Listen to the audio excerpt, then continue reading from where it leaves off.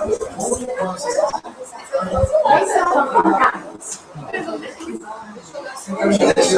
deixar tudo junto, eu esqueço sempre tudo. Me diz uma coisa, você acha que eu tenho, seria legal assim?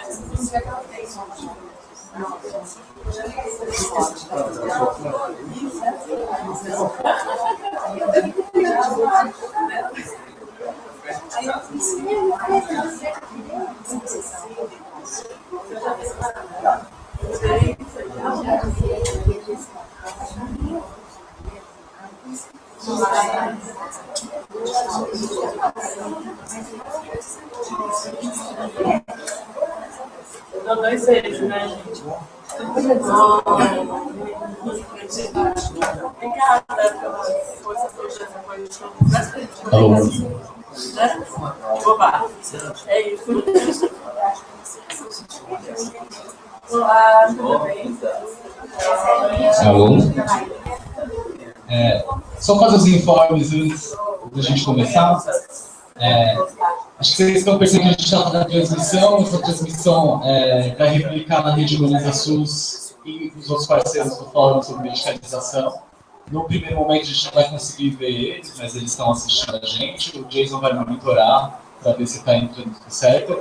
Eu já fiz um teste, então o ventilador não vai atrapalhar, porque isso é bem importante para a gente, porque está muito quente aqui em Belo Horizonte.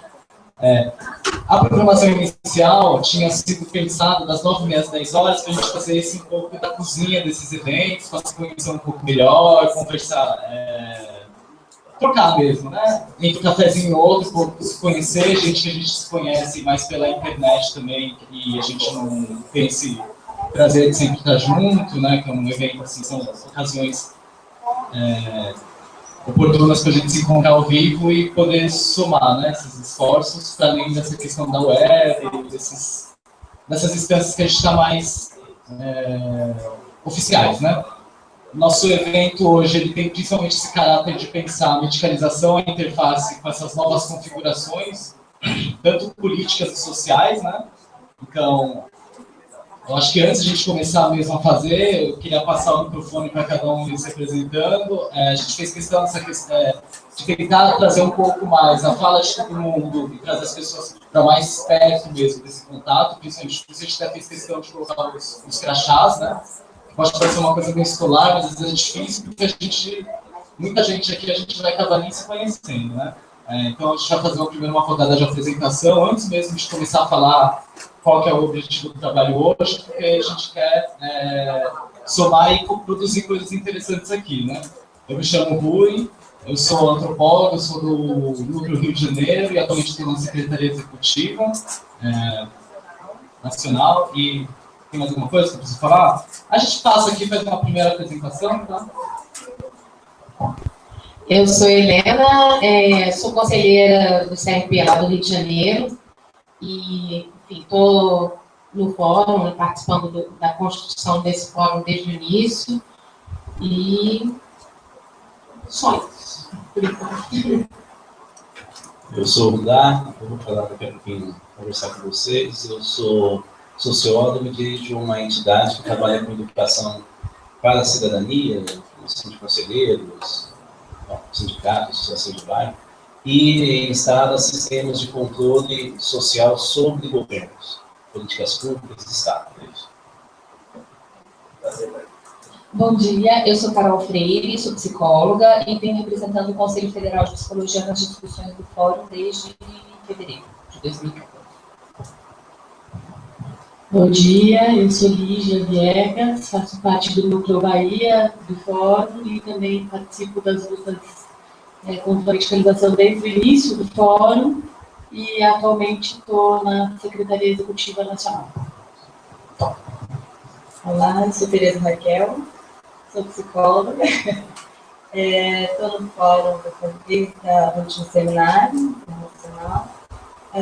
Tento formar o Núcleo Brasília, caminhando. E tenho também tocado dentro do CNB uma discussão sobre psicologia e educação. Oi, meu nome é Luz, eu sou argentina e estou fazendo um intercâmbio aqui na UFMG e sou estudante de psicologia. Bom dia, sou Jaqueline Calmos,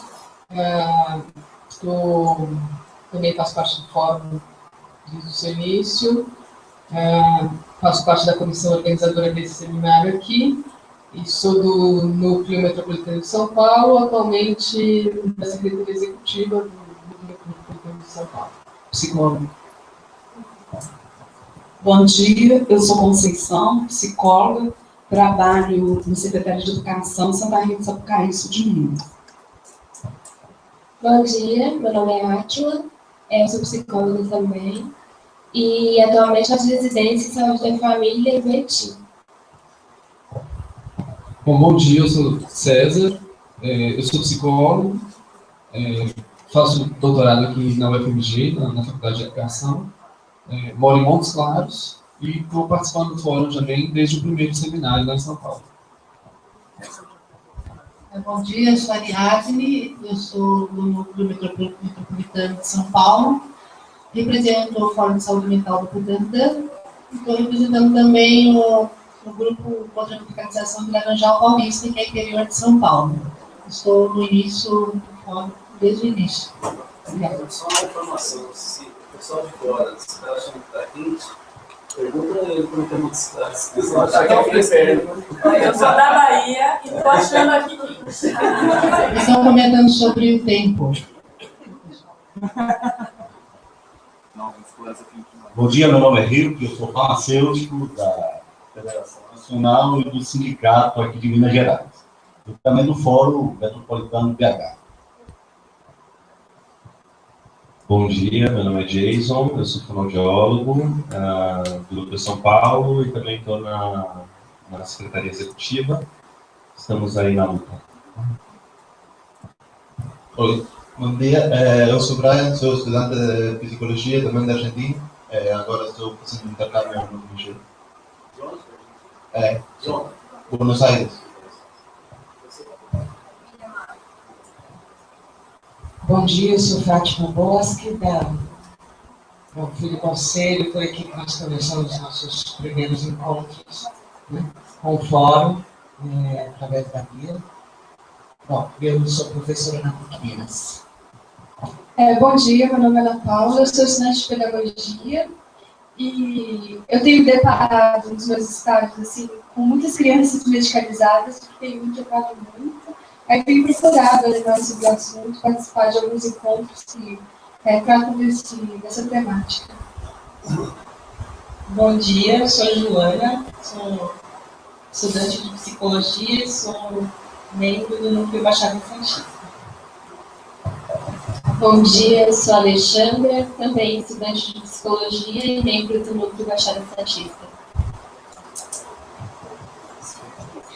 Bom dia, eu sou Thaís, sou psicóloga, sou professora da Alexandre da Joana, lá na Baixada Santista.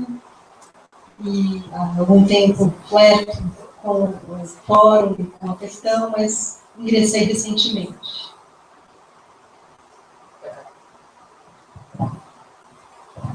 Bom dia, meu nome é Eduardo, sou psicólogo, atuo na área clínica. A partir do ano que vem eu devo atuar no sistema prisional aqui na BH, programando nomeação no concurso e tenho bastante interesse nisso. Bom dia, sou Joane Calhau, conselheira do CRP, na Comissão de Direitos Humanos. CRPJ. Meu nome é Maria Lúcia, eu sou de Juiz de Fora e também estou fazendo parte do fórum nessas discussões já tem uns 2 anos. Meu nome é Maria Helena, sou psicóloga aqui de Belo Horizonte. Tenho procurado sempre participar aqui dos fóruns, né, como participante mesmo. E minha pesquisa recente em neuropsicologia, esse tema da medicalização é um tema que está sendo muito discutido, eu estou aqui mesmo para agregar. Bom dia, meu nome é Estela, eu sou psicóloga, sou do CRP Minas, né? Atualmente estou na coordenação do GT de Psicologia Escolar. Bom dia, meu nome é Marcos, eu sou psicólogo também, represento o Conselho Regional de Psicologia aqui de Minas Gerais, estou à frente do GT de Medicalização, que a gente constituiu nessa atual gestão, e represento o grupo do Leste de Minas, que é na região do Leste, do Canal da Verdades, partido também. Bom, qual que é a programação agora? Então, primeiro, a gente queria agradecer, especialmente o CRP Minas Gerais, por acolher a nossa demanda de fazer um seminário interno. Um pouco que eu vou fazer agora, que estaria proposto como uma apresentação do que seria um fórum sobre medicalização. Eu queria subverter um pouco, né, esse meu poder de palavra aqui, que foi me dado, para mostrar o porquê que a gente chegou nessa configuração do segundo seminário interno, né? Eu acho que, parecido com o que vem ocorrendo aqui em Minas Gerais, o fórum foi criado meio como uma resposta, né, contra um projeto de lei específico na cidade de São Paulo, no município, que era uma lei que seria para diagnosticar, propor que os professores fizessem diagnóstico de dislexia e TDAH na sala de aula, para encaminhar para o serviço, né? E isso mobilizou, então, essa formação um pouco multidisciplinar que a gente tem. Então, foram os psicólogos, fonoaudiólogos e médicos para debater e parar esse processo na cidade de São Paulo. Esse, então, surge o fórum em 2010. Desde então, a gente tem operado ou pensado a nossa luta, principalmente nessa interface com as políticas públicas, né? Então, fazendo esse jogo com os serviços de saúde, na bomba de saúde, para pensar como que essa medicalização vai entrando nesses espaços. E uma retórica que surge muito desde então é que a gente entende que medicalização é esse processo onde questões de outra ordem não biológica são tornadas como se fossem biológicas. E a resposta que a gente tem dado, então, é que são problemas sociais. O que acontece é que essa enunciação, né, a gente fala que isso é coisa da sociedade, também traz uma grande potência para a gente, porque se é da ordem da sociedade, assim como o desastre natural, às vezes a gente não consegue, né, entender como que essas lógicas. Então a gente fez o nosso primeiro seminário interno em 2012.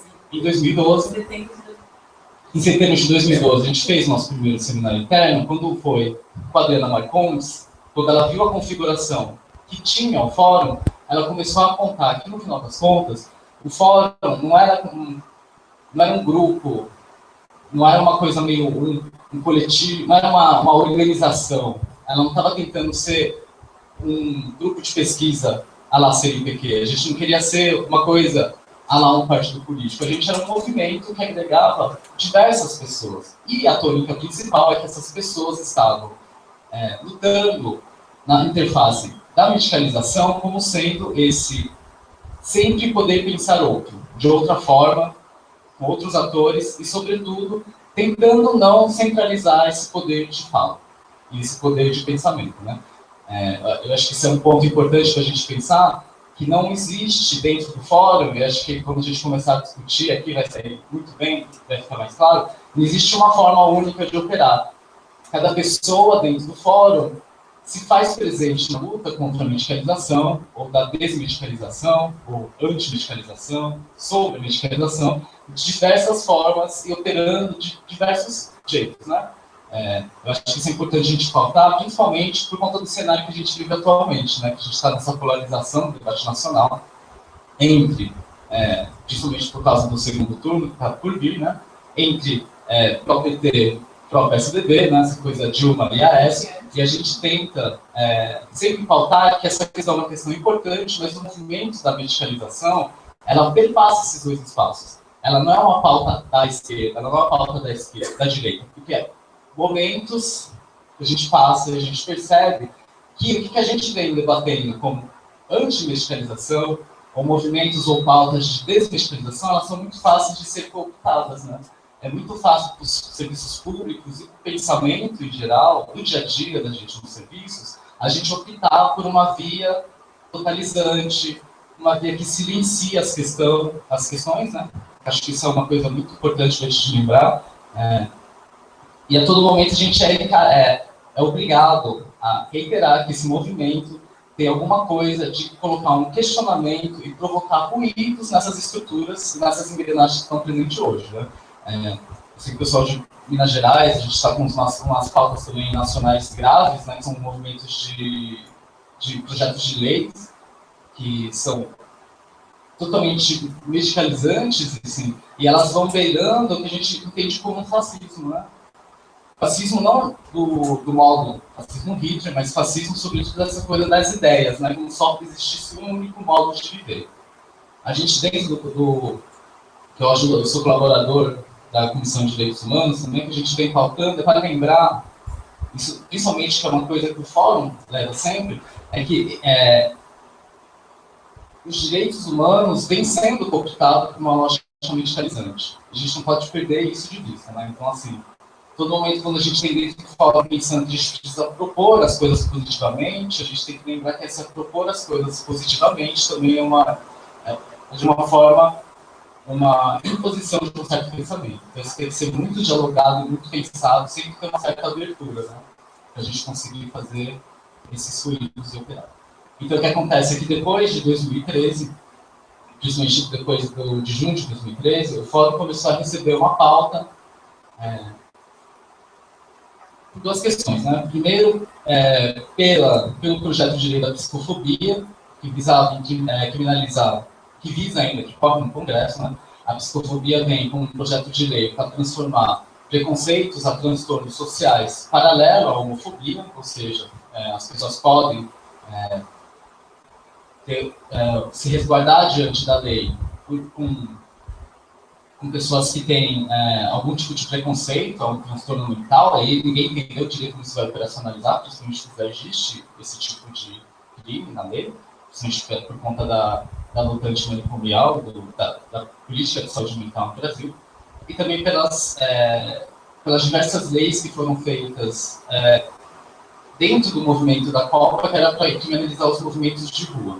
Né? Então, o Fórum começa a pensar, então, como que se constitui isso vindo de 2012, quando a gente se entende como um movimento que está andando paralelo a essas outras instituições, tá produzindo nos interstícios dessas instituições, né? A gente produz dentro, às vezes, no meio dos sistemas conselhos, no meio do sistema acadêmico, das políticas públicas, como que isso vai se configurar nesse novo cenário que a gente vê e entende que é pós-2013. O pós-2013, então, começa a ser entendido no Fórum como uma demanda, principalmente para entender o que acontece na ponta dos serviços, né? Quando essa população, de fato, começa a se organizar, quando o Fórum começa a se tornar uma cara a mais, a gente começa a aceitar que é um movimento social, aí a gente começa a pensar, então, será que a gente quer ser um movimento social? Será que existe uma forma de ser movimento social? Então, é um pouco nessa temática, dessas novas configurações, se somos fórum, e agora a gente vê que depois de 2003 a gente tem várias configurações de organizações, né? A gente tem novos partidos, tem os coletivos, a gente tem essa retórica da horizontalidade, aqui em Minas Gerais a gente teve as assembleias populares. Então, como é que se entende agora esse jogo político onde o tema da medicalização está totalmente dentro, como que nós podemos pensar uma pauta para os próximos anos, ou pauta principalmente para as nossas próprias vidas, né? Nessa luta diária que a gente entende que é o movimento da medicalização, que é contra, né? Por isso que a gente convidou o Larissa para conversar a respeito disso. A ideia seja que a gente consiga fazer uma coisa dialogada, na verdade. Então, tem 2 microfones, tem as pessoas que quiserem provocar, não concordam, né? Enfim, elas podem fazer isso no microfone, não precisam sair aqui ruídas. Né? Porque tem isso também, né? As pessoas. Eu acho que é isso um pouco que a gente quer propor dentro do fórum, né? Essa coisa de não existe primeiro que não existe essa ideia falsa de horizontalidade, né? A gente sabe que essas coisas do enunciar o saber, do discutir, do discursar, é sempre uma questão de uma hierarquia mínima, mas a gente também não quer que isso fique aquele formato acadêmico escolar que a gente vem repetindo, né? Vários movimentos sociais vêm repetindo essa forma, e a gente entende que ela também um pouco é produtiva, porque ela acaba só reiterando esse modelo de pensamento único. Né? Então a gente vai passar aqui por rodar, a gente, na verdade, não tem muito. A gente determinou algum tempo assim, limite, coisa? Não, né? É a parte da manhã, né? Aí a gente vai, eu acho que vai dialogando, é interessante porque eu acho que tem que colocar no chão mesmo nossos questionamentos, pensar isso, o que o grupo está falando, com quem que eu estou falando, como você chama? Não, você. Eu? Não. Que a Ana Paula disse, que essa coisa de ir para fazer o estágio, de ver as crianças todas tomando psicofármacos, né? Pensar um pouco isso. Eu vou passar o que dá agora. Oi. Oi? Você quer que eu fique? Ah. Só dificuldade de passar aproveitando que você está mexendo. Senão vai ficar focalizando a gente. Já tem algumas pessoas que estão acompanhando online que elas querem saber como é que vai ser a participação delas, né? Eu acho que a gente pode tentar, não sei se é o Jason, quem é que vai estar pilotando. O Jason. É o Jason, né? O Jason está aqui pilotando então pelo computador e se por acaso alguém quiser fazer uma fala, alguma intervenção, faz a solicitação pelo próprio Hangout, não é assim que funciona? Eu sou meio analfa. Deixa eu passar para o Jason explicar então. Não? Não tem? Tá, então vamos lá, peraí. Esse que é o Jason. Mas não sabe nada. Como é que é? Então esse que é o verdadeiro Jason, mas o filme? Pega a máscara. Não, eu não sou o Jason. Agora de manhã a gente está transmitindo, né? Na verdade, a fala do Rudá vai ser transmitida, então as pessoas que quiserem participar, eu estou online no Facebook do Fórum, então pode mandar questões ali pelo Facebook do Fórum e eu olho e eu posso falar aqui. A gente vai abrir, na verdade, fala na parte da tarde, né? Que aí a gente vai abrir com o pessoal dos núcleos que estão assistindo, que aí na parte da tarde vai ter a participação de todo mundo. Né? Mas pode mandar inbox. Mas pode mandar a mensagem no inbox ou comentando no post do Facebook do Fórum, que eu estou atento aqui, tá bom? Também do evento, né? Isso, do evento, E na página do YouTube também, tá bom? Isso.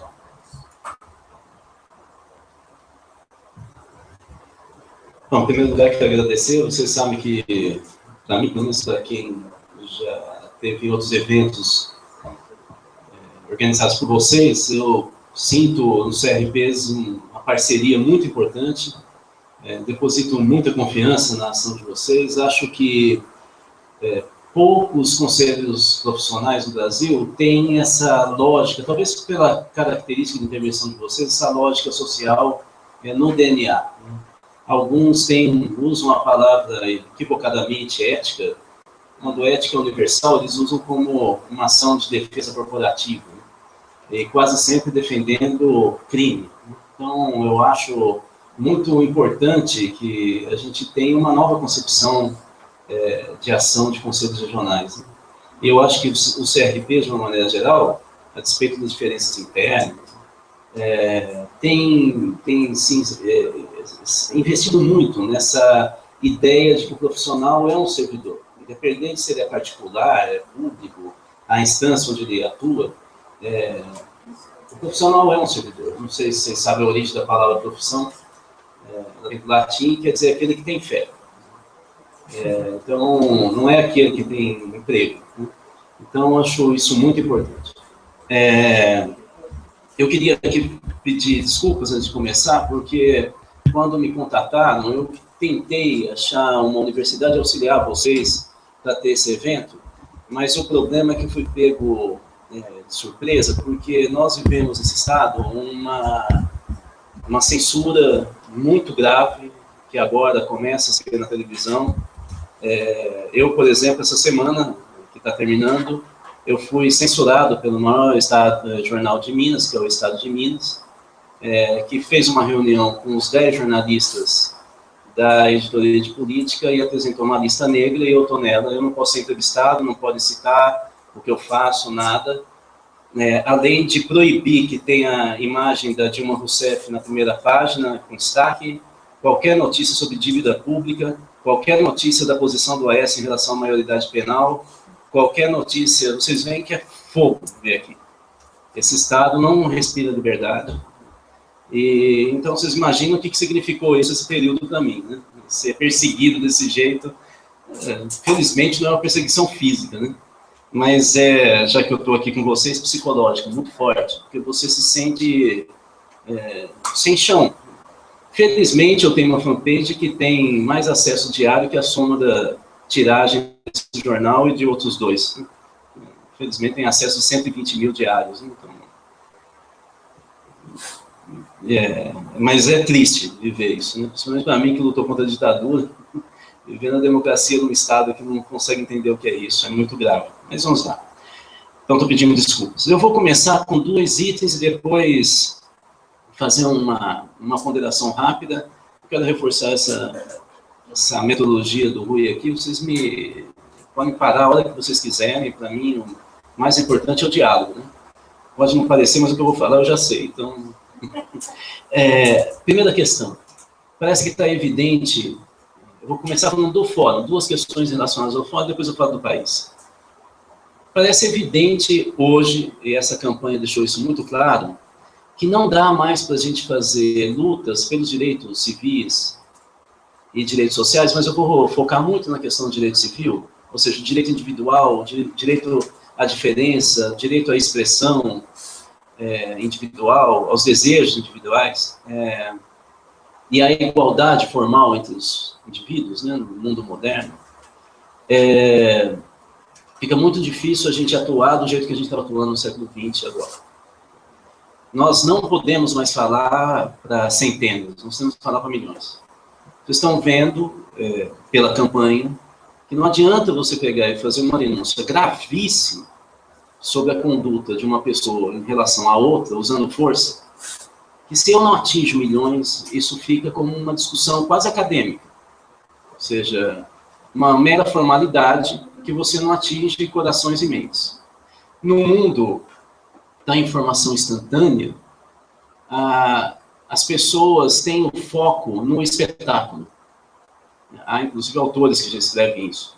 Eu não estou falando de devoto, né? Estou falando de autores mais recentes que vêm demonstrando que o foco cognitivo hoje das pessoas, vou chamar aqui, eu não gosto muito desse termo, dos homens comuns, ou seja, aqueles que não têm poder econômico, não são elite, nem política, nem cultural, aqueles que vão para o trabalho e voltam para ficar com a sua família, quando voltam mesmo, né, morrem no caminho, esse homem comum hoje ele tem uma atenção no espetáculo. Não é numa pauta hierárquica em função dos valores, é no espetáculo, é aquilo que chama a atenção. É isso que ele focaliza. Então, por isso que situações que o deixam até muito constrangido, quando deixam, mas isso ocorre, como é o caso desses programas sanguinários que mostram pessoas sendo assassinadas, o corpo na rua, com uma poça de sangue do lado, mesmo sentindo muito mal, ele focaliza, e é isso que chama a atenção dele, que dá a interpretação do mundo.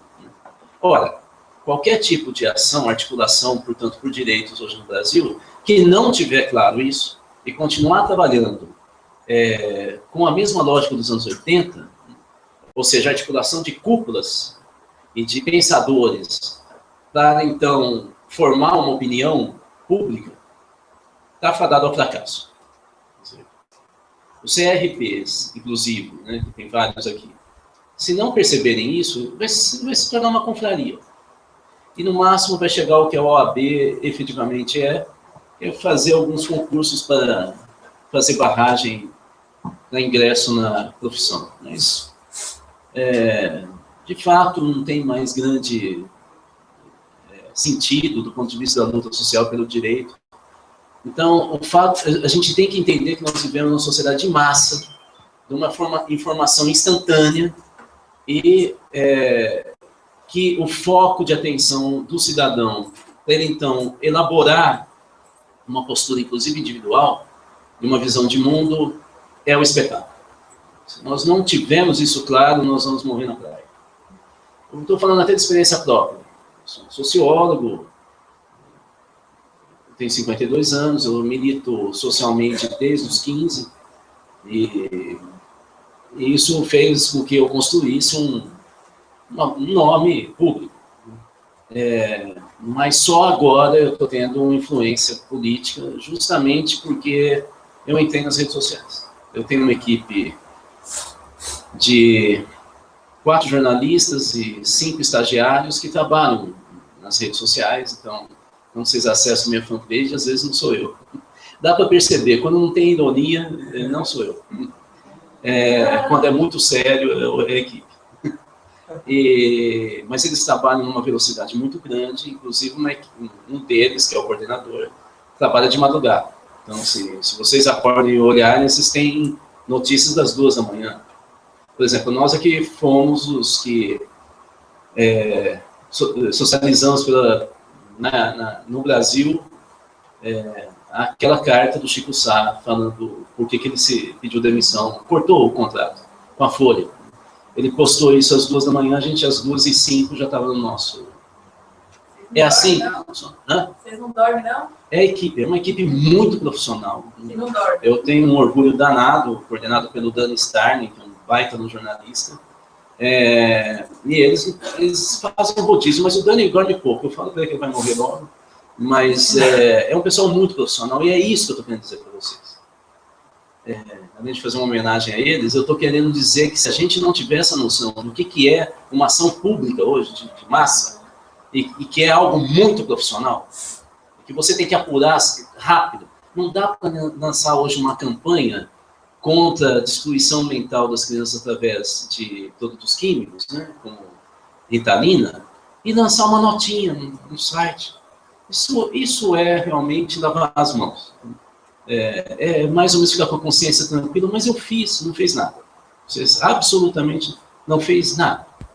Você tem que militar nas redes sociais, você tem que criar fatos políticos, e o que a gente vem estudando hoje, que onde está dando certo em termos de formação de opinião, é quando você articula a rua, as redes sociais e a televisão. Deixou um desses meios fora, você não tem força política nenhuma para influenciar nada. Vejam o caso do partido da Espanha, que articulou finalmente as ruas com o campo institucional, que é o Podemos. Nós temos 2 partidos que nasceram das ruas na Espanha. Vocês lembram que começa o movimento em maio de 2011, desculpa. Isso se chama 15M, né? 15 de maio de 2011, e eles conseguiram articular ações em bairros e, de repente, formam o Partido X. E o Partido X tinha uma ligação muito forte com essa questão da não hierarquia, da horizontalidade, da concepção anarcopunk de faça você mesmo, né? Que é uma palavra de ordem dos punks, né? Mas ele não deu certo.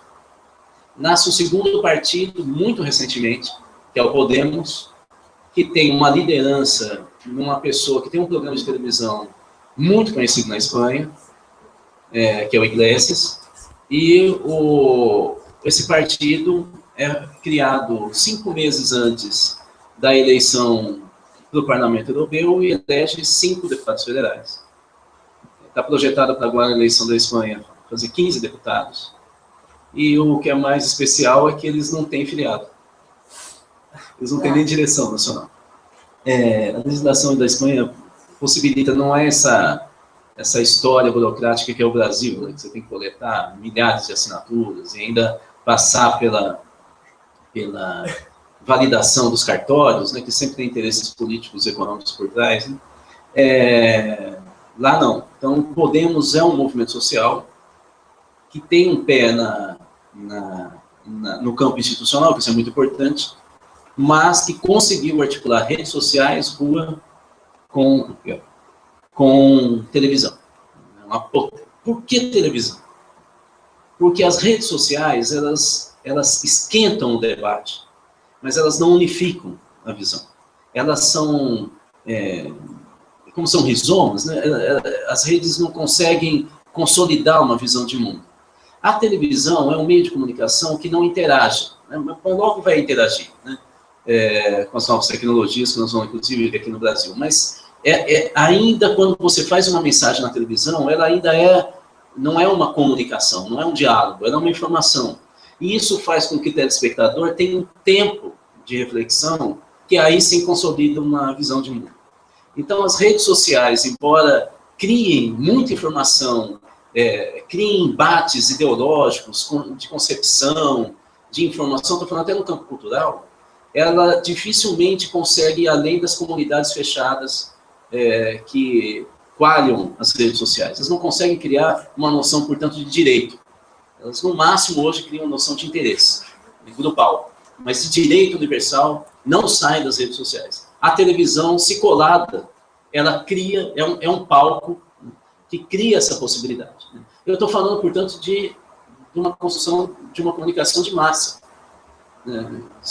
E as nossas profissões da área de humanas ainda não perceberam isso. A gente continua com a lógica da universidade, que é para falar para 10. E a gente faz uma disputa campal com 100. E nos dividimos em mais ou menos 70 grupos, com 100 pessoas, né, no total. Não é assim que nós vamos criar direito. Nós vamos criar direito falando para milhões. Bom, essa é a primeira questão. A segunda questão é a ideia de fórum. Sabe que a construção dos fóruns no Brasil, de luta por direitos, ela se dá no final dos anos 90 e explode no início do século XXI no Brasil e começam a entrar em decadência. Não é porque a estrutura é ruim, é porque entra em decadência na medida em que as instituições que compunham os fóruns no Brasil, posso citar vários, em determinado momento, como o fórum ele é mais fluido, portanto ele depende da generosidade de cada componente, na medida que durante o século XXI, aqui no Brasil, as instituições começaram a lutar pela sua sobrevivência, a agenda comum passou a ser atropelada pelas agendas particulares das ONGs, dos sindicatos, e os fóruns se esvaziaram. Não é porque a ideia de generosidade, de flexibilidade da organização estivesse errada. É pela história das entidades que compunham os fóruns no Brasil. Todos eles tiveram o mesmo caminho. Eu fui da executiva de um dos fóruns importantes do Brasil, que é o Fórum Brasil do Orçamento. A gente não consegue mais se reunir. Simplesmente, por cada entidade, nós tínhamos as maiores entidades de representação de luta de direito feminino, de direito da criança e adolescente, os conselhos regionais de economia, as principais organizações da Igreja Católica e da Associação Cristã de Igrejas, protestante, portanto, além de algumas igrejas cristãs. Nós tínhamos centrais sindicais, os principais movimentos, e eles foram, pouco a pouco, priorizando as suas agendas particulares. Então, nós temos que ter um pouco de clareza sobre isso, de fazer uma leitura de como está o país, e efetivamente, quando entra no fórum, tem que ter clareza que a agenda do fórum é uma agenda prioritária, porque se ela for secundária, pouco a pouco se esvazia. Bom, essas são as duas questões centrais que eu queria destacar. Talvez nesse último item, uma observação bem marginal, que é, talvez, o fórum mais interessante de luta por direito civil e social, mas principalmente civil, que a gente tem em história do século XX, foi a articulação que o Foucault fez no apartamento dele, na denúncia contra o tratamento desumano nas prisões comuns. Imagino que vocês conheçam. Ele passava e recebia informação através de papel que era enrolado num cigarro, como se fosse época do ditador no Brasil. E ele articula um movimento com intelectuais e no apartamento dele que passa a ser um fenômeno nacional na França e que vai derrubar a pena de morte na França. E vai destruir o sistema prisional como ele era, fascista. Esse talvez tenha sido o fórum, porque ele tinha noção, o Foucault tinha, claro, a noção, e ele escreveu sobre isso, de que a violência do final do século XX não era mais física, era subjetiva, e ele sabia atuar nisso. Bom, essas são as questões gerais.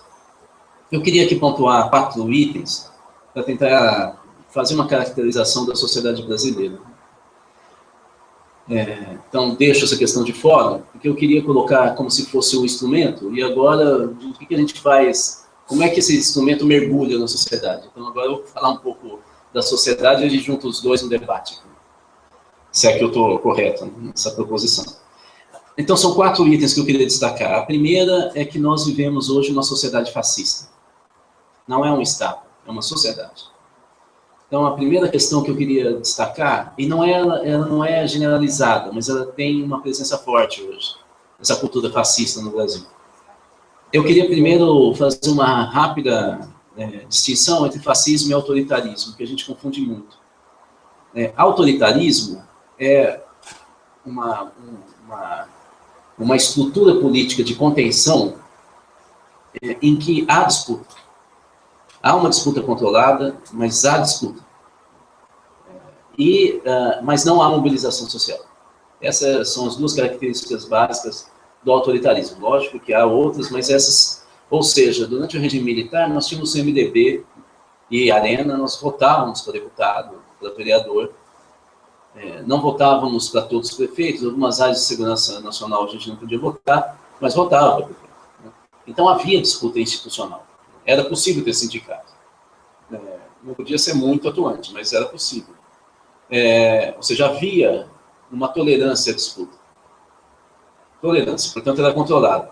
Mas não podia haver mobilização. Qualquer pessoa jovem que andasse num grupo com mais de 3 pessoas, cabelo comprido, com uma bolsa largada, estilo hippie, ia ser abordado pela polícia. Que ia falar, para ir circulando, que era a palavra de ordem deles na época. Hoje falar circulando é ruim porque pode dar problema no transporte público, encher muito, né? Metrô. Mas, de qualquer maneira, isso é autoritarismo. O que é fascismo? É o inverso. Há uma total intolerância à disputa, portanto, uma intolerância ao diferente, e há mobilização da sociedade. Então, se nós analisarmos o fascismo na Itália, ou o nazismo na Alemanha, ou o stalinismo, vocês vão ver que há primeiro, uma grande confusão entre o grupo hegemônico com o Estado, com a nação, e às vezes envolve partido.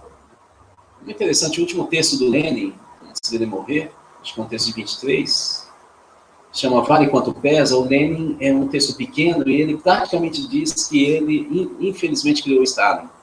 E o argumento central dele, ele não cita o nome do Stalin, ele diz que ele errou porque ele confundiu o partido com o Estado, com nação, e com classe, nação, com classe social. Ele admite que ele cometeu um erro. Ora, quando admitir esse erro significa que você não é tolerante à diferença.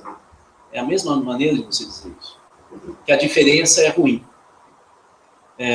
Nós temos essa cultura hoje na política instalada. Os 2 candidatos a presidente, mas evidentemente é muito mais forte em relação ao Aécio, não tem dúvida, pela prática dele, por exemplo, que eu citei aqui em Minas, eles não toleram a diferença.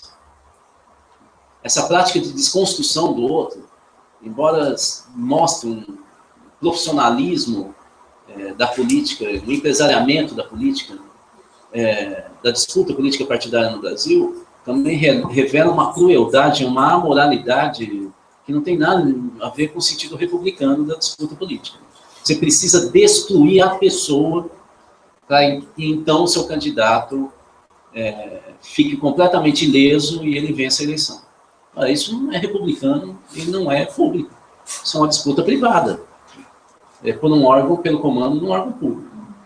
Mas o fascismo brasileiro não está no Estado. Portanto, o principal problema nosso não é exatamente partido político. Eu vejo um infantilismo de algumas lideranças intelectuais que tiveram nas manifestações de junho, achando que eles são demônios. Se a gente destruir esses demônios, nós vamos viver no paraíso. Eles não percebem que eles estão caminhando para eles serem os demônios. Com esse discurso fascista deles, né? Da intolerância total. É uma pena. Podia ser um aprendizado, parece que está sendo o inverso. Quais são os... Eu queria destacar aqui 2 características desse fascismo societal. Portanto, não é de Estado, é da sociedade. O primeiro é o conservadorismo popular. É a primeira vez na história do Brasil que nós temos uma configuração cultural muito clara de um ultraconservadorismo no comportamento focado na ideia da família, uma família idílica, uma família abstrata, que inclusive está morrendo no Brasil, até mesmo do ponto de vista formal, que é a família nuclear, pai, mãe e filho, é a família que mais vem diminuindo de peso relativo no Brasil desde os anos 80. Assim, é a família que está se extinguindo. Eu lembro até de uma história com o meu filho ainda não estava casado, que ele queria usar piercing. Eu falei, mas piercing, filho? Aí ele falou, pai, eu não sei o que. Eu falei, você quer ser diferente? Melhor você casar na igreja. Bom, mas, porque é verdade, o casamento na igreja no Brasil hoje é traço. No civil ainda é razoável, mas o casamento que permanece, aquela unidade nuclear, né, ele está acabando, já está em torno de 50%, e a família que mais cresce no Brasil, que está em torno de 20%, é a monoparental. Principalmente a mãe com os filhos. E só outra coisa que eu acho engraçado, que os héteros falam contra os homossexuais, né? Quem destrói família no Brasil é hétero, né? E eles falam que a homossexualidade vai acabar. Não dá para entender muito. Acho que eles não têm estatística, mas em todo caso, são os homossexuais que estão querendo ter filho, não os héteros. Mas fazer o quê, né? Depois da Isto É publicar aquelas pesquisas da ciência, tudo é possível no Brasil. Mas vamos lá. O conservadorismo popular, ele se dá focado na ideia de família, uma família, portanto, como eu já disse, abstrata, ela não é concreta, ela não tem vida, ela não tem dia, ela não tem rotina. E no utilitarismo, como é que essas duas características, o utilitarismo, ou seja, o egoísmo, o pragmatismo familiar, se juntam com a família, do modo como eu estou dizendo, em função da inclusão pelo consumo.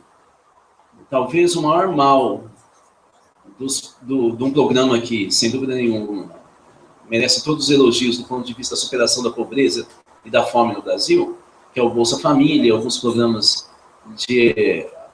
relacionados ao aumento real do salário mínimo, da renda familiar, e de acesso ao crédito popular.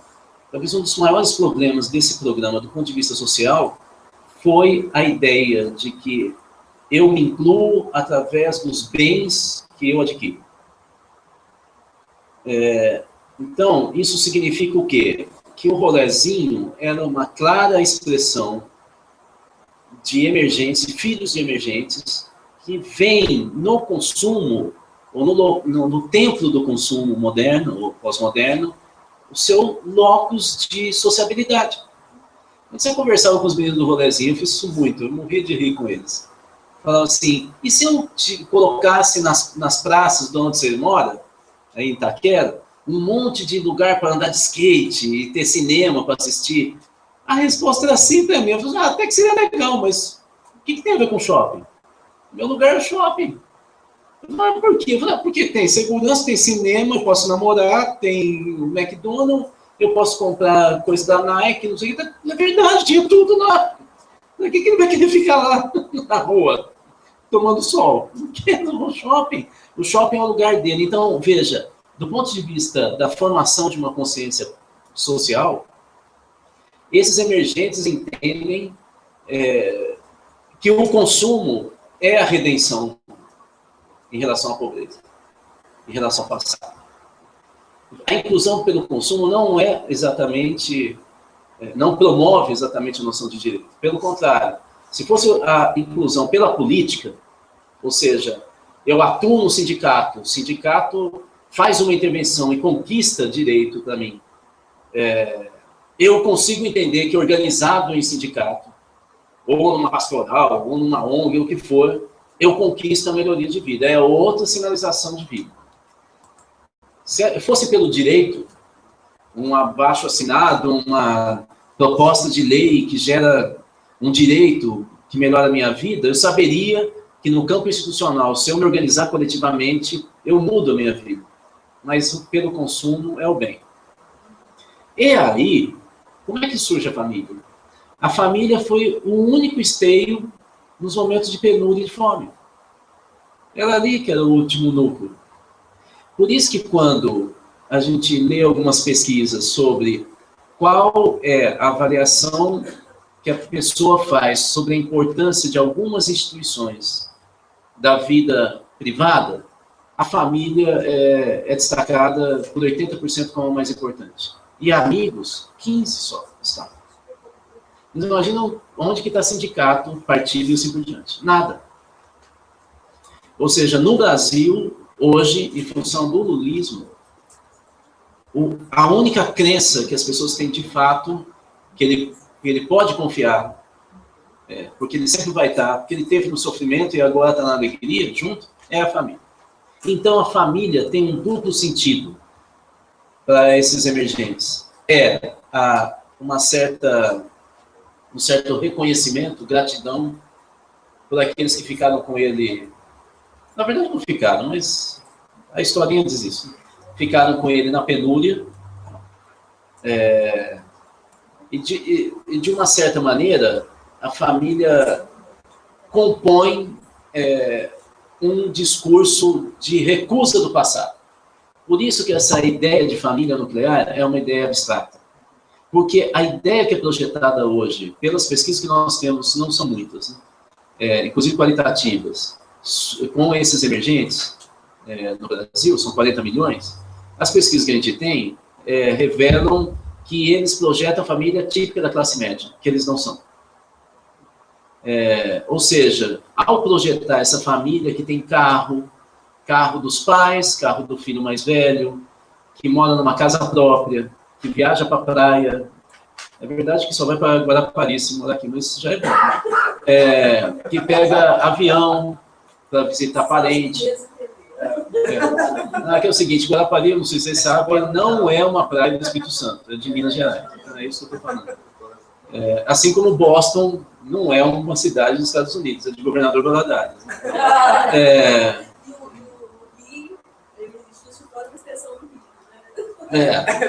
É verdade, Juiz de Fora não fica em Minas. Aliás, todo mundo sabe que o Rio também é de Minas, né? Você vê que o Drummond foi para lá, não posso citar vários, né? O Gabeira, né? Uma cidade importante. Oeste é senador do Rio, todo mundo sabe disso. Mas o... Sacanagem. Bom, de qualquer maneira, essa ideia, portanto, é uma ideia abstrata. É como se você estivesse espiando a tua culpa de ter sido pobre e a forma de você projetar a tua vida a partir de uma configuração fantasiosa do que é uma família, é a família gloriana, né? Você, então, estaria dizendo, eu saí da pobreza. Porque a pobreza a história da pobreza, da família pobre, é a história do envolvimento com o tráfico de droga, mas não o envolvimento como consumidor, mas como aquele que se arrisca no baixo consumo, no comércio, né?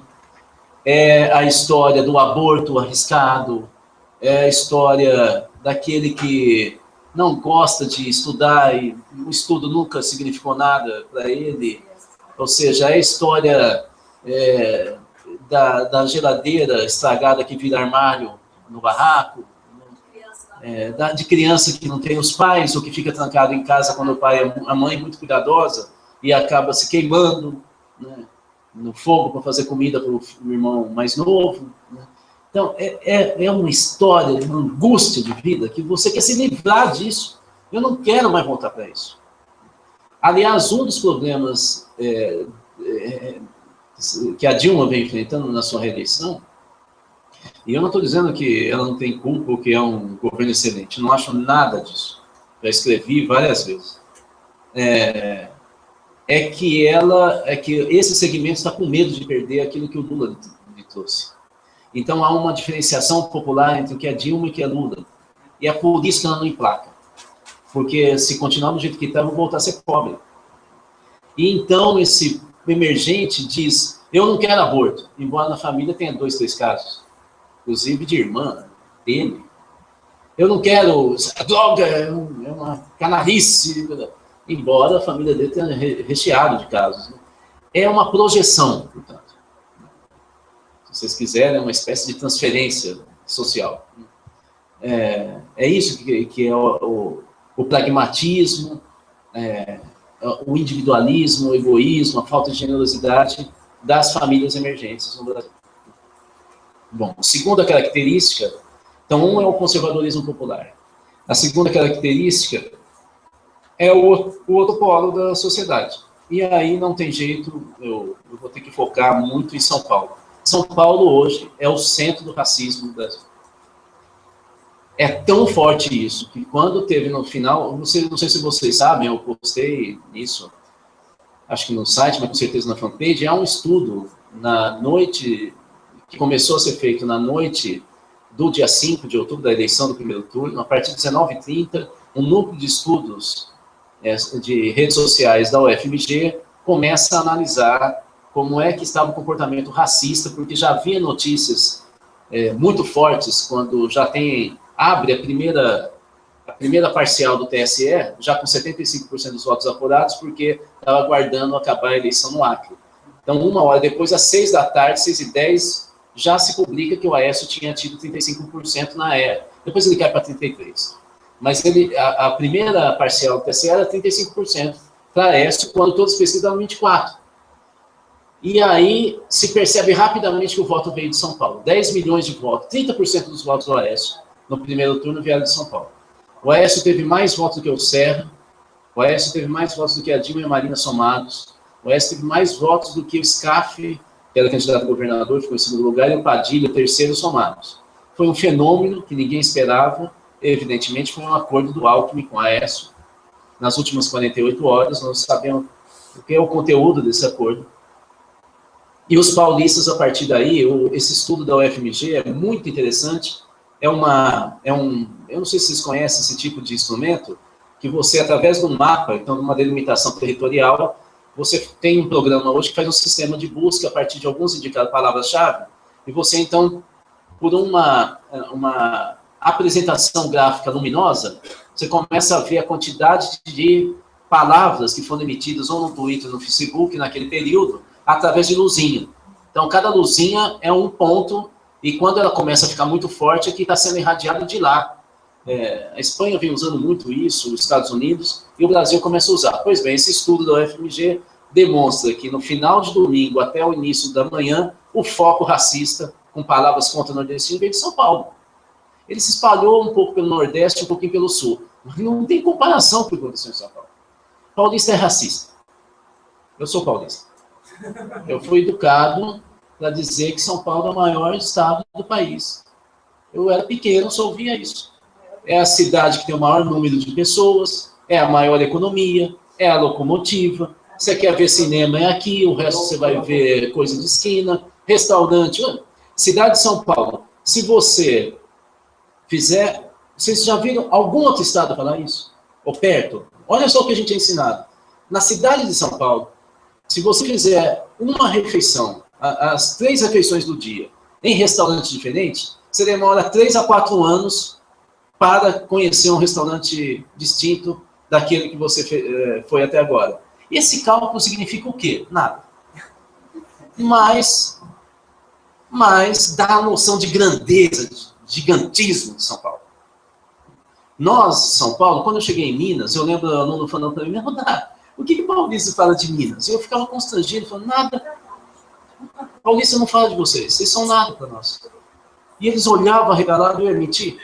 Falaram, olha, o único estado que paulista fala com raiva é do Rio. E a gente e o que se ouve de criança é, sabe, filho, dá uma olhada como o carioca passa pão, manteiga no pão, muito mais lento do que os padarias de São Paulo. E é verdade. Como que eles vão devagar para atender a gente? Como eles demoram o triplo do tempo? É assim, quando a gente viaja, família, para São Paulo, que a família de classe média fala para os filhos. E fala, esse pessoal está na praia, porque nós trabalhamos para dar essa folga para eles. Isso é paulista. Eu escrevi isso no meu blog, e teve um sindicato que falou, nunca mais pise em São Paulo. Sindicato falou isso para mim. E eu peguei e escrevi, quem é você para dizer onde que o brasileiro pode pisar? São Paulo é a Revolução de 32. É um bobão que doou ouro, eu estou falando que minha avó doou ouro para ter dinheiro para comprar arma para defender fazendeiro, que é isso que foi a tal da Revolução de 32. Ao invés de lutar pelo país, a nação brasileira, o Estado, falou mal do Getúlio porque ia perder poder, como da presidência de São Paulo, que era assim que chamava o governo, e pegou em armas, ainda bem que perdeu. Né?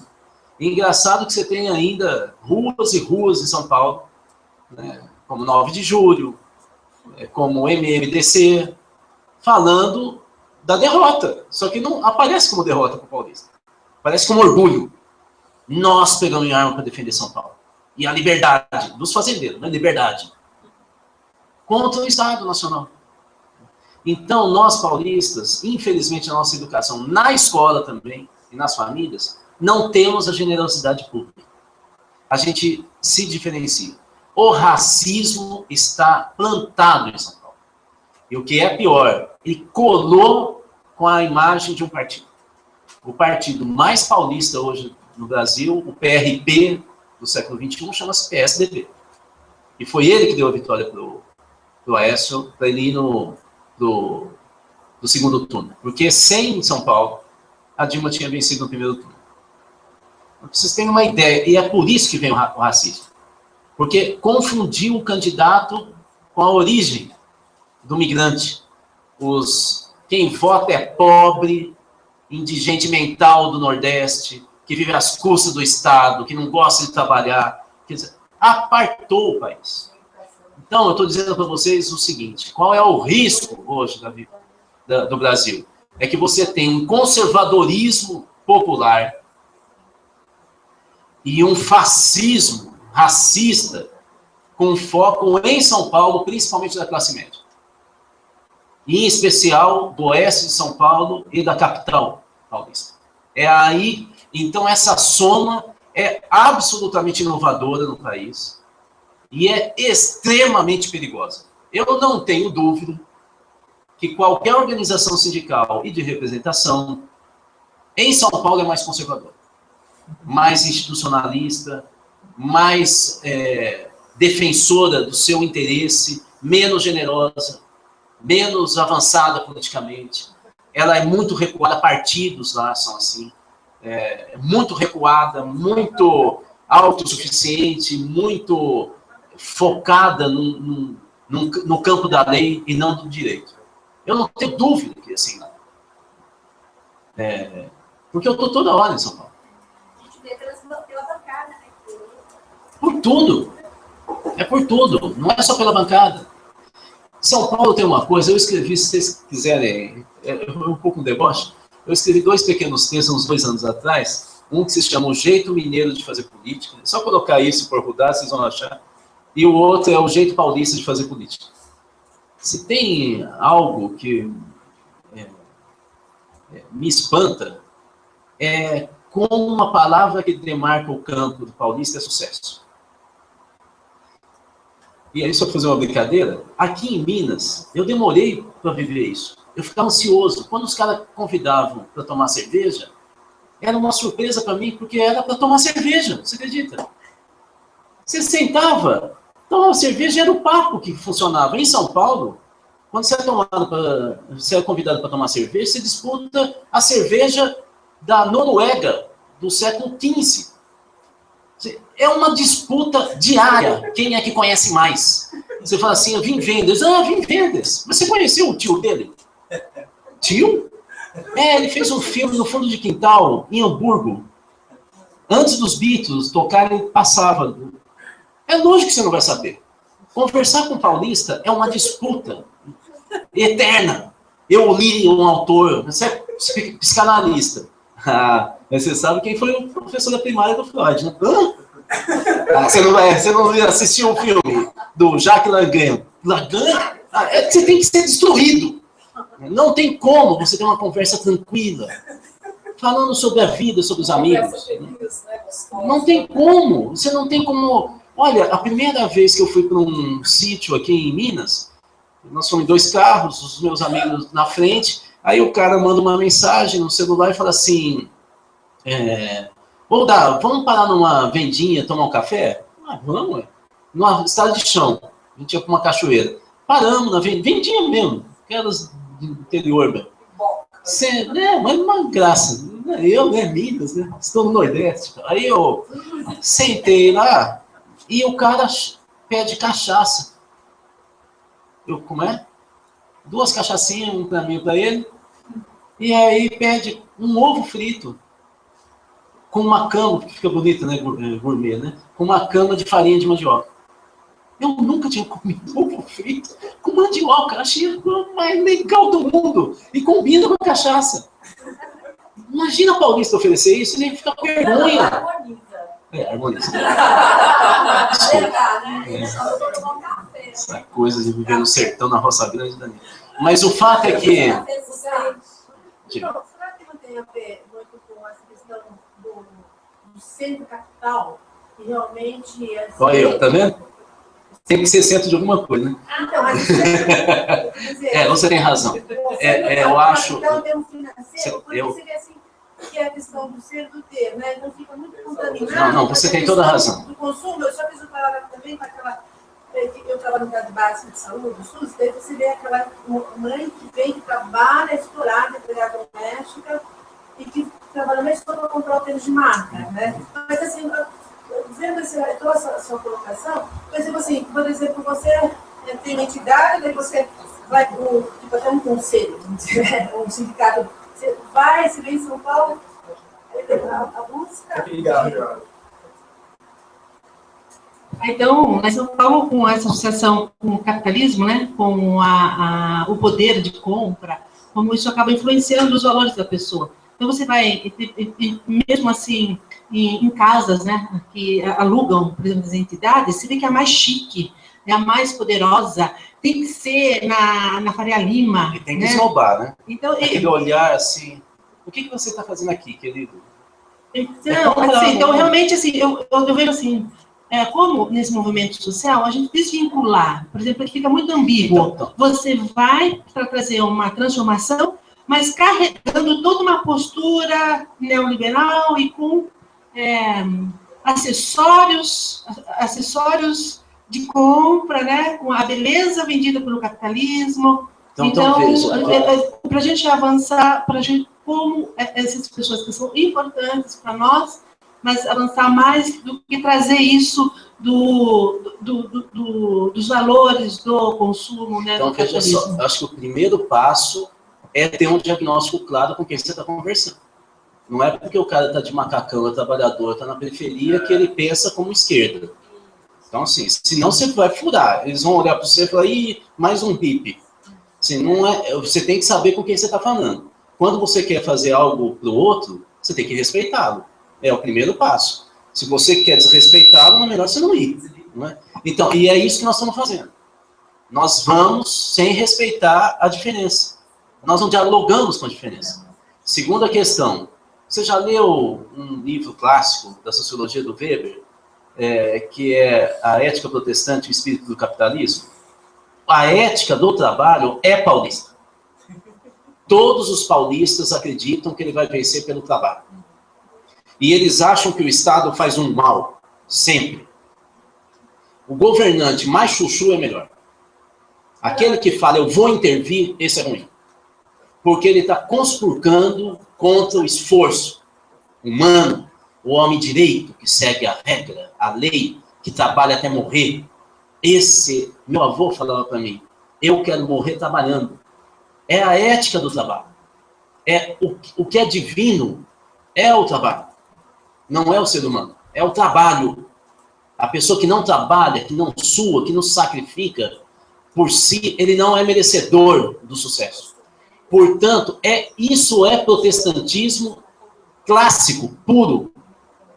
Eu não estou falando de neopentecostais, né? Eu estou falando do protestantismo na origem. O protestantismo na origem é a noção de que você é um homem correto e que segue a orientação divina, é o sucesso pessoal.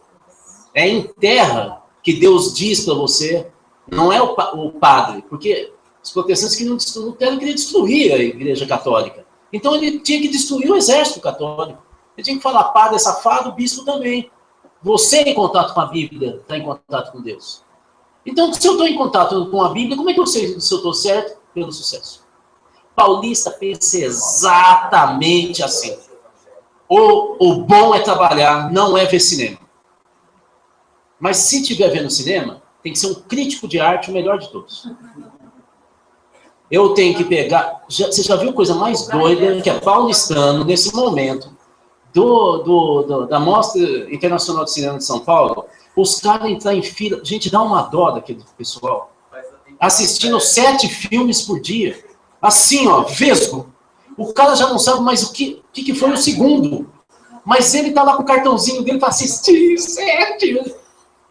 O que isso tem a ver com a vida humana? Essa coisa mecânica do sucesso, a palavra que fundamenta o raciocínio paulista, principalmente classe média, é sucesso. Se é assassino, tem que matar bastante, com as armas mais modernas. Se é traficante, tem que comandar as ruas da cidade, tem que comandar todos os presídios, ele tem que ser sucesso. Ele é um traficante empresário. Se o molequinho tem 13 anos, ele tem que ter 3 namoradas, tem que andar com revólver. Você sabe, a gente tem depoimento do molequinho ganhando 5 mil por mês, 10 mil por mês, mini traficante com um harém. Isso é paulista, você não vê em Minas isso. Então, assim... Então, nós temos que dialogar com eles. Nós temos que dialogar com eles. E nós estamos tendo medo de dialogar com eles. Nós estamos há 12 anos com um governo federal que se diz esquerda, que não lutou nada por direito civil publicamente. Ele não fez um enfrentamento público de valor.